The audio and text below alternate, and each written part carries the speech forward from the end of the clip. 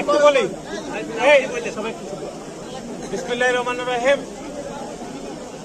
সকলকে বিজয় দিবসের শুভেচ্ছা জানাচ্ছি। বিজয়ের 54 বছর আমরা পার করছি। এটা এই বছর খুবই গুরুত্বপূর্ণ একটা বছর বলে আমরা মনে করি। সেটি হচ্ছে বিজয়ের 54 বছরের পরে এসে আমাদের মধ্যে আশঙ্কা জাগ্রত হয়েছে যে গত 2 দশকেরও বেশি সময় ধরে যে আওয়ামী লীগ মুক্তিযুদ্ধের ইতিহাসকে যেরকম বিকৃত করেছে,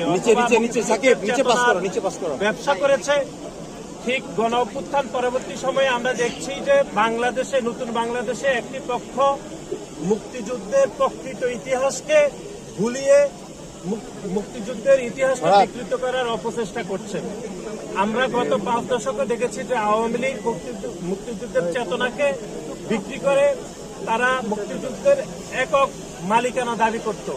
ঠিক বাংলাদেশে আমরা দেখছি একটি পক্ষ মুক্তিযুদ্ধকে ভুলিয়ে নতুন প্রজন্মকে যে পার্শ্ববর্তী একটি দেশের এজেন্ডাকে তারা এখানে বাস্তবায়ন করার এক ধরনের অপচেষ্টা চলছে।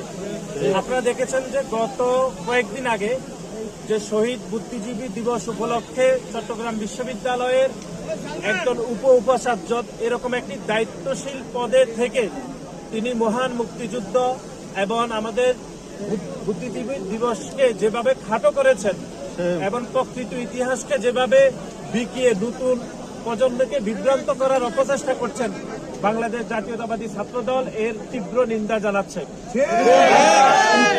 মহান মুক্তিযুদ্ধ, ভাষা আন্দোলন 90 এবং 24-এর প্রকৃত স্পিরিটকে ধারণ করে বাংলাদেশ জাতীয়তাবাদী ছাত্রদল সামনে এগিয়ে যেতে চাই এবং সেজন্য আমরা মনে করি নতুন বাংলাদেশে একটি বৈষম্যহীন বাংলাদেশ, দুর্নীতিমুক্ত বাংলাদেশ এবং একটি গণতান্ত্রিক অগ্রযাত্রায় আমাদেরকে এগিয়ে যেতে হবে এবং মহান মুক্তিযুদ্ধের সাম্য, মানবিক মর্যাদা এবং একই সাথে যে 24-এর যে গণঅভ্যুত্থানের স্পিরিটকে ধারণ করে বাংলাদেশ জাতীয়তাবাদী ছাত্রদল সামনে এগিয়ে যেতে চায় এবং মুক্তিযুদ্ধের প্রকৃত ইতিহাস যেন নতুন প্রজন্ম জানতে পারে, সেই জন্য বাংলাদেশের সকল শিক্ষার্থীরা যেন সতর্ক থাকে। এই জন্য আমাদের পক্ষ থেকে সকল শিক্ষার্থীদেরকে সতর্ক থাকার উদাত্ত আহ্বান জানাচ্ছি।